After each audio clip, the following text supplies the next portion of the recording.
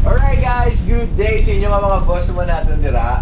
And we are so blessed subong kay nga sa inyo da siguro nga nakakadto na diri nakaagi na bakal sa Iloilo Bike Shop. We are so privileged subong kay again upod natin si Sir Bryce. Sir Bryce, thank you for having us. Kaga subong mabalaan gid ninyo kag naton tanan ang history behind Iloilo Bike Shop located here sa Tagbac, Haro, Iloilo City. So, Sir Bryce, ano gid ang history sa ano gid nag-start ang Iloilo Bike Shop? Yun, Iloilo Bike Shop started with a long story. Kaya nga, I don't know, I'm Bryce Cuenca, owner of Iloilo Bike Shop. I would like to share how Iloilo Bike Shop started. Kaya natabo sa Iloilo Bike Shop, ako madaan seaman. Oh. Seaman ako, but my passion is in business talaga. Kaya ang bals ng papa ko, so una, as I said nga si papa ko, wala naman sa wala. Ang bala, ano gusto mo? Gusto ko maging negosyante. Pero, ang bala to, wala kita inog kapital. Ang bala, tristing yan na maging seaman, kay base, dira, makakuha kita inog kapital. Wow. So, nagsakay ako. Biskan na okay na ko ni Tanay, kigabligya mo ko bugas. Okay na nga ako rolling sa mga bugasan ko. Pero my parents said nga kanugon sa eskwelahan ko, tistingi lang anay. So I tried to have on board abroad, internationally. Nagsakay ko for one contract that was 9 months.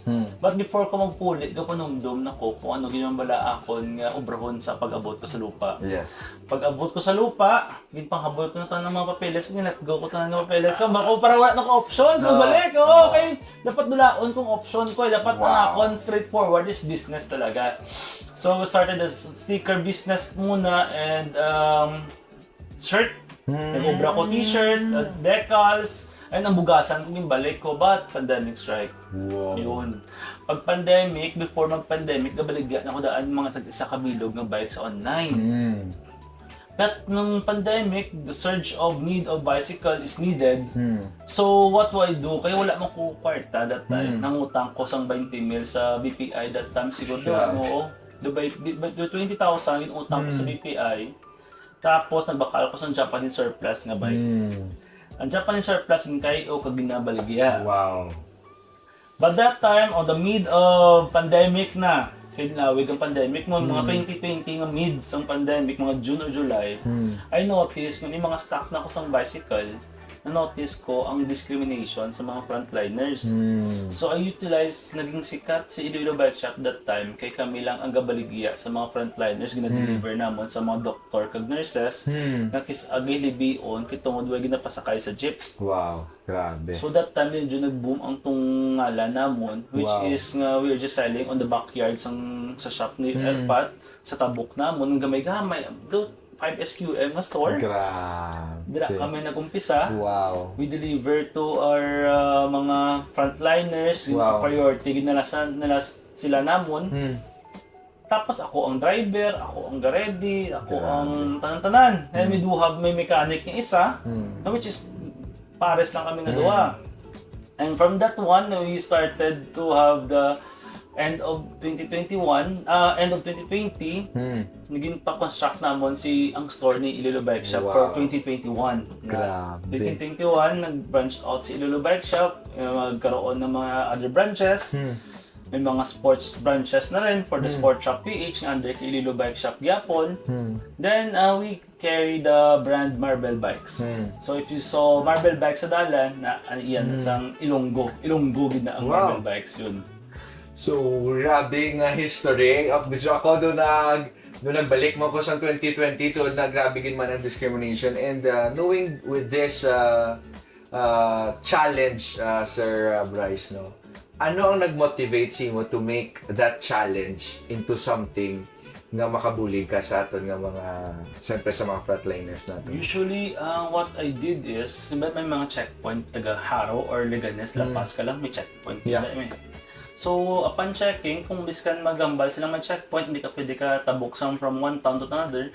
Gapasugot man sila once they notice nga ma-deliver ka sa mga frontliners. So, usually, damo dito na subuan gid ko that time kasi syempre ang iban nga frontliners hindi man kabalo magbike. Oh. Pero wala sila choice kay kailangan sila sang ila obra. Yeah. Kailangan nila ang ila services is very needed by that time. Tama. Which is nga ang bike lang gid ya makasulbar kay iban hindi man kabalo mag-drive, Yeah. hindi man kabalo magmotor. Yeah.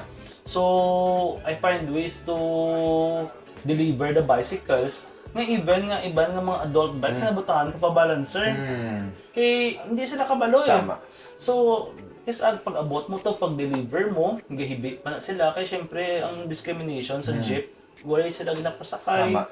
Kaya syempre, nakulbaan ng mga tao sila. So, dako gito nga bulig siguro ang naobra namon by that time, which is na help to boost the name of Iloilo Bike Shop. Grabe gano. Speaking about Sir Bryce, no, being a seafarer, I know it wasn't easy to transition, no. Siguro may hari subong mga galantaw sini ka magalantaw sini hari na naman. Sakay na naman ko sa barko. Malayo naman ko sa pamilya ko. Maybe if there's anything, tips lang siguro or advice sa ila on how they could start their business. As I mentioned on the Vesla content, on hopefully in the bike shop content, it will be the same advice for all seafarer out there.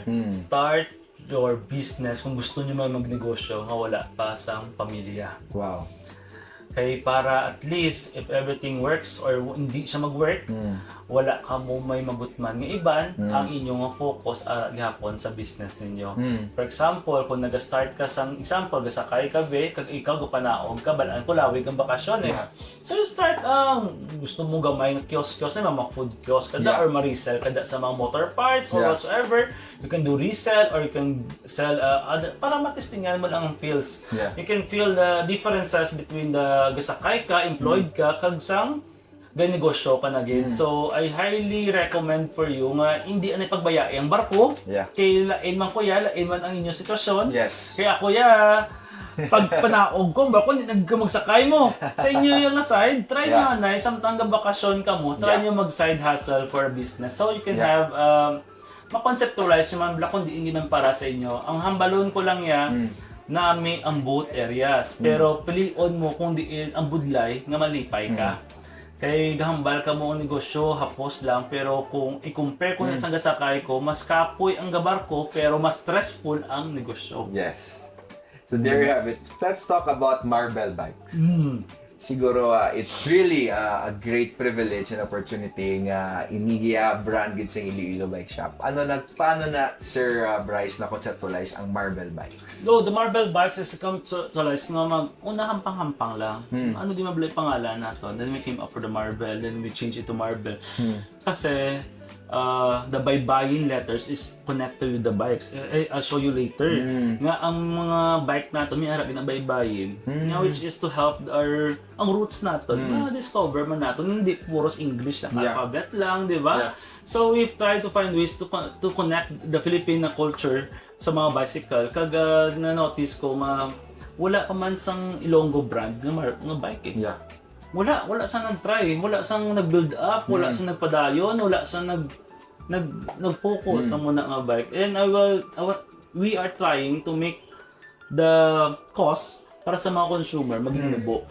Nga biskan nga, for example, kapag nagbakal ka sa isang brand nga bike, ibang nga brand, maagi pa na sa Manila or Cebu, which is will cost you another, mas mahal siya sa konti. Compare nga kung direction ni matupa sa Iloilo and directly nga ginabaligya sa Iloilo, ang 10,000 naton nga bike is worth 12,000 sa iban. Dumuna gakatabo. So we are trying to help na hindi lang maging branded nga Ilonggo brand lang nga bike, but we're trying to lower the cost for the bicycle nga para tanan makagamit sa bike. Kapin pasubong nga panahon nga medyo taas ang fuel cost. We're trying to give everything. Kami, wala kami nagpasaka presyo. Kung anong price na mo sa ligad nga wala pa nagtaas ang fuel, ang subong nagtaas, same gyapon. As we try to help the community nga hindi kita mabudlayan subong ang mga crisis. Let's talk about the bikes, Yes, Sir Bryce. Okay. May mga makonbinsido ng mabakal sa bike, no? And then they will go in here. Let's make a little bit of a simulation. Ano, Sir Bryce, ang imo nga ma-recommend sa ilang bike when it comes sa may mga wala budget, may mga budget, iba niya, sky is the limit ng budget. Ano ang imo nga ma-recommend sa ila? I highly suggest nga magkadto gid diri. You need to check your height first. Your height, ano ba proper size ang bike nga para sa inyo, which is din ka mo bala comfortable kung sa mountain bike bala ka mo, road bike or sa tunga sa gravel bike. Ano bala ang inyong ubrahon for commute or for leisure or for long rides. So there are different types of bike for different types of needs. So kumbaga kadto lang kamo di, pabakal man kamo ka sa hindi, i-assist kamo namon. So hindi kamo magkabalaka kay kompleto ang Iloilo Bike Shop when it comes to bicycle needs.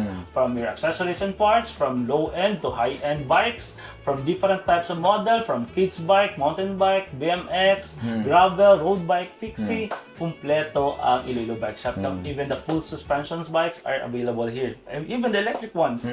Electric, wala kang problema. May kompleto ang Iloilo Bike Shop. Let's go back, Sir Bryce. Ang mga mo, you started with just a small place. Now you've constructed this place.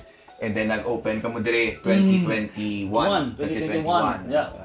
At least tumay pa man ako memory. So how did the Ilonggos, kung sa ano pa, paano nila gin-take ang pag-open ninyo dire sa inyong bike shop? Ilonggos are very, ang supportive. Kaya ang damo kami gidi ang mga super.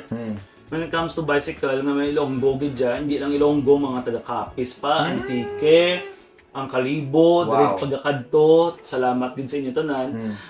We are trying to cope up nga manghatag ang maayo nga presyo. Hayo lang kamo, wala gid problema. Tsindihan nyo lang, hindi ka nahatag ang Manila nga presyo kasi syempre may shipping kita. Pero hayo lang kamo nga gahatag kami discount, gahatag kami promo, gahatag kami mga installments options sa inyo, kumpleto kita. Kami very flexible man kung ano yung kinanglan. Kaya kami, there are times every quarter or every once or twice a year, nahatag kami bagsak bodega promo, nga kundiin ang mga gakulang sa budget, makatilaw man sang tawag ng bisikleta. Last question, Sir Bryce, before you invite them to come in here. What's the big dream for Iloilo Bike Shop?